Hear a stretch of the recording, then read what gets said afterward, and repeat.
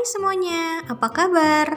Kali ini kita mau cerita bareng sama salah satu alumni Smart Aurika School Palembang, yaitu Abdurrahman Yahya Haryanto dan Mama. Sebelum mulai bincang-bincang, kita kenalan dulu yuk sama Yahya. Halo teman-teman, nama saya Abdurrahman Yahya Haryanto. Umur saya 5 tahun. Saya lahir di Palembang tanggal 8 Oktober 2017. Good Yahya. Nah sekarang kita cerita bareng Yahya yuk. Dengan kokea, mendengar, berbicara, tidak. Karena Yahya bisa mendengar. Bina, Tasya, Alif, Mama Swati, Kalisa, Amira, Bu Sini, Bu Pion, Bu Kinan, Bapak Dimas, Bu Baby, dan Bu Dian. Belajar, berhitung, membaca, menulis, menari, gunting, garis, mendengar, berbicara, bisa membaca, bisa bermain, bisa ngobrol sama teman-teman, bisa dapat ilmu, bermain dulu dan belajar. Semangat ya teman-teman, nanti kita sukses. Jangan lupa pakai alat.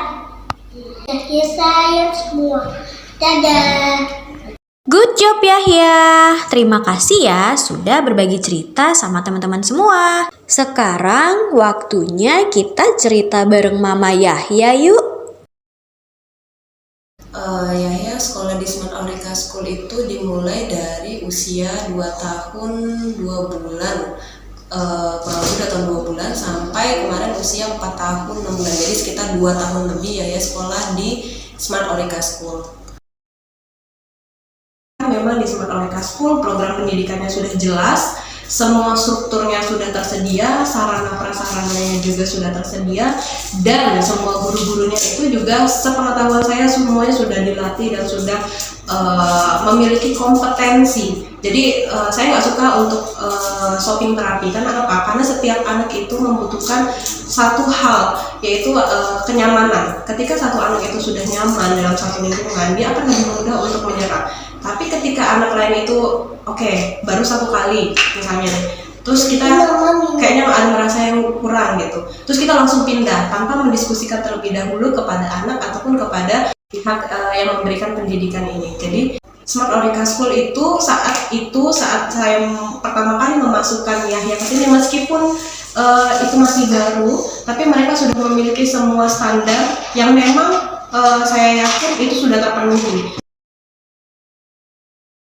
Pertama, waktu itu Yahya masih sangat kecil dan memang sangat baik jika stimulus itu diberikan dengan sangat sering gitu. Sementara saat itu saya bekerja, jadi ketika saya bekerja tentunya stimulusnya cukup berkurang untuk Yahya. Nah, alhamdulillah saat itu berdirilah Smart Aurika School. Nah, di Smart Aurika School ini ada beberapa program pendidikan yang memang khusus untuk anak-anak dengan gangguan pendengaran ini bisa mendapatkan stimulus yang intens, yang baik, dan memang guru-gurunya pun itu sudah memiliki pengalaman dan memiliki kemampuan untuk melatih anak-anak yang memiliki gangguan pendengaran. Nah, di situ itu yang membuat saya bismillah gitu. Walaupun waktu itu Yahya masih sangat kecil, tapi memang dengan dimulai dari usia yang lebih kecil itu akan lebih mudah kepada anak-anak itu untuk lebih menyerapnya. Tapi bukan hanya faktor umur saja, tapi juga bagaimana di rumah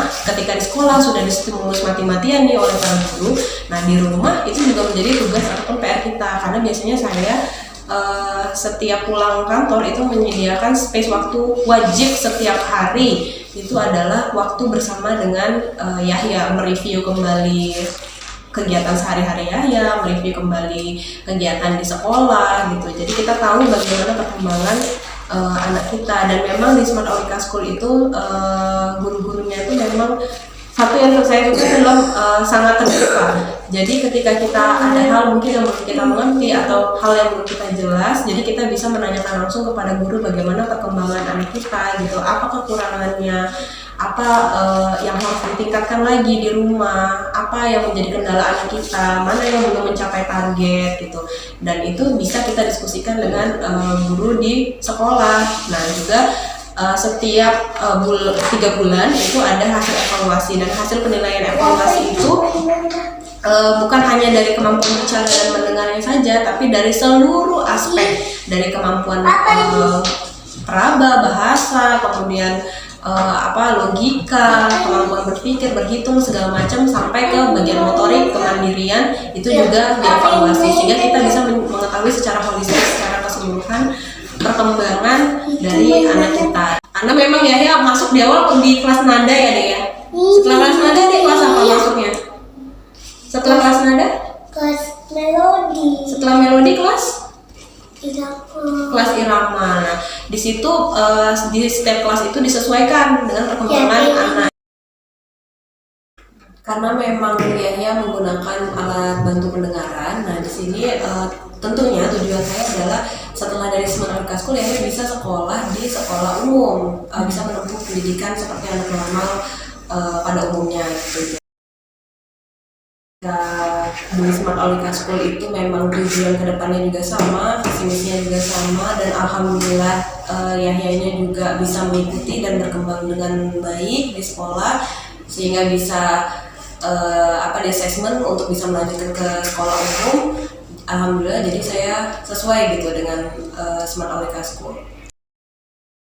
Betul, sekarang Yahya sudah sekolah di TK umum, salah satu TK Islam terpadu. Alhamdulillah Yahya juga bisa mengikuti dengan baik, beradaptasi dengan baik, berkomunikasi dengan baik, dan memiliki kalau menurut saya satu langkah lebih depan gitu dibandingkan dengan teman-teman lainnya yang memang belum bersekolah sebelumnya, karena Yahya sudah dipersiapkan terlebih dahulu untuk sekolah di sekolah umum.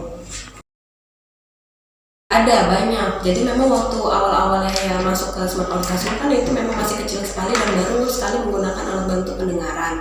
Nah di situ tentunya kemampuan Yahya masih dimulai dari awal sekali. Dari Smart Aurika School, jadi stimulus ketika saya bekerja itu dibantu dengan seluruh guru yang ada di Smart Aurika School ini di awal-awal. Nah di situ bisa terlihat kemampuan bahasa Yahya, kemampuan bicara Yahya, kemampuan mendengar Yahya itu berkembang sangat pesat. Smart Aurika School saya diajarkan tentang pendidikan, pokoknya akademik itu juga ternyata juga dilatih keterampilan seperti kita meruncing, kemudian kita menggunting, menempel, yang memang itu membantu kemampuan motorik halusnya, untuk kemampuan motorik kasarnya juga alhamdulillah itu juga disupport oleh Smart Aurika School untuk Yahya, jadi bisa bermain sambil dengan melatih motorik kasarnya. Itu juga sudah terlihat dari yang dulu baru bisa berjalan, alhamdulillah sekarang dia sudah bisa berjalan berlari dengan teman-teman di sekolah umum. Kemudian kemampuan selanjutnya itu adalah kemampuan kemandirian, itu toilet training. Nah itu justru sangat diperlukan ketika dia sudah di sekolah umum, karena kan tidak bisa semua guru itu memfasilitasi anak saja. Jadi anak ini memang harus sudah mandiri ketika dia sudah keluar dari Smart Aurika School. Jadi dia bisa membuka dan memakai celananya sendiri, dia bisa pipis sendiri, meskipun memang tetap harus di bawah pengawasan oleh guru-gurunya gitu. Tapi dia bisa melakukan semuanya sendiri, dan dia mampu berbahasa, mengungkapkan. Dan di sini pun juga diajarin, dari saya ingat itu dari kelas nada pun itu sudah diajarkan toilet training, diajarkan untuk berbicara ketika kita mau buang air kecil, buang air besar, untuk menyampaikan kepada ibu gurunya gitu. Itu kemudian kemampuan dari segi advokasi. Jadi alhamdulillah di sini juga diajarkan di kelas irama dulu memang persiapan untuk ke sekolah umum itu diajarkan untuk melakukan advokasi, untuk membela diri sendiri, untuk mengetahui kelebihan dan kekurangan dari diri sendiri gitu. Nah alhamdulillah ya sudah tahu kalau dia memang menggunakan implan koklea dan memang dia mau tidak mau harus terus memakai itu selama dia terjaga gitu kan masuk ke sekolah. Sementara kan teman-teman di sekolah tidak ada menggunakan alat itu. Nah dengan diajarkannya advokasi di sini ya dia bisa membela dirinya sendiri, atau kalau misalnya ada sesuatu yang dia rasa tidak nyaman di sekolah, dia bisa melakukannya baik kepada guru ataupun kepada orang tua di rumah. Nah itu tentunya berbagai aspek yang sudah diajarkan di Smart Aurika School, dan itu berkelihatan setelah anak saya bergaul di lingkungan di luar dari teman-teman gangguan pendengaran, dan dia bisa beradaptasi dengan lingkungan umum seperti itu. Ketika kita menitipkan anak kita, ada goals, ada tujuan yang kita harapkan itu bisa tercapai gitu. Dan bagaimana suatu lembaga itu bisa mencapai kalau misalnya memang tidak ada standar yang dipenuhi. Tapi ketika asal-asal aja lah, coba-coba aja lah, ketika tempat itu cuma ya udahlah coba-coba dulu lah, ya udahlah sama-sama dulu lah, nggak bisa. Nah disinilah pentingnya kepada seluruh semua yang membutuhkan bantuan untuk stimulus, memberikan stimulus kepada anak-anaknya. Jangan coba-coba, tapi kita harus meriset, mencari data, mencari bukti, mencari programnya seperti apa, detailnya seperti apa gitu. Jangan coba ya udahlah saya misalnya saya nggak bisa nih bantu anak saya, udah saya masukin ke situ aja, coba-coba dulu aja. Tapi juga kalau misalnya nggak bisa, saya coba ke tempat lain deh yang lebih bagus gitu, itu nggak bisa. Jadi ketika Anda memilih satu tempat, usahakan pilihlah yang sudah sesuai dengan riset Anda, yang sudah sesuai dengan memang standar Anda untuk memasukkan anak ke sekolah ini. Karena itu bukan cuma berlaku di sekolah umum, tapi di seluruh lembaga pendidikan yang memang dia sudah memiliki segala yang memang kita butuhkan untuk mencapai tujuan kita. Jadi nggak bisa kalau misalnya udah coba-coba ya. Jadi karena pertama guru-gurunya sudah, sarana-sarananya sudah lengkap, terus juga ada program pendidikan. Saya ingat sekali itu ada target, ada program silabusnya, ada kurikulumnya di Smart Aurika School ini. Makanya jelas anak saya mau dibawa kemana itu jelas, sesuai dengan tahap perkembangan usianya, sesuai dengan tahap perkembangan bahasanya. Nah itu udah jelas. Saya tuh melihat waktu pertama kali datang, selain assessment, saya juga dijelaskan, oh anaknya ini sudah di sini gitu, kemampuannya seperti ini, target kita dalam jangka pendek seperti ini, target kita dalam jangka menengah seperti ini, target kita dalam jangka panjang seperti ini. Semuanya itu sudah jelas. Yang pertama kita harus menerima kenyataan bahwa memang anak kita memiliki gangguan pendengaran. Betul, anak kita memiliki keterbatasan, tapi satu hal yang harus digarisbawahi, bukan berarti ketika anak kita memiliki satu kekurangan atau keterbatasan, dia tidak bisa menjangkau hal-hal lain yang lebih besar, lebih luas seperti dengan anak normal lainnya gitu. Jangan hanya berpikir kalau anak ini tidak akan bisa berbuat apa-apa, langsung minder, langsung sedih. Ya sedih wajar untuk di awal-awal, saya pun juga menangis di awal-awal. Tapi yang selanjutnya kita harus pikirkan adalah langkah apa yang bisa kita ambil, yang bisa kita gunakan untuk anak kita bisa berkembang dengan sangat baik dengan keterbatasannya itu. Karena di luar sana sudah banyak orang-orang yang juga menggunakan alat bantu pendengaran, bahkan orang-orang yang terbatas itu juga sudah sukses di luar sana. Jadi kita tidak boleh membatasi diri kita untuk berpikir bahwa anak kita tidak akan menjadi apa-apa, karena tujuan kita ke depannya adalah ketika Allah menganugerahkan kita anak yang luar biasa ini, anak istimewa ini, insya Allah di situ juga ada kelebihan, di situ juga ada potensi yang perlu kita cari dan kita kembangkan untuk dia bisa berkembang di masyarakat umum gitu. Kalau misalnya melihat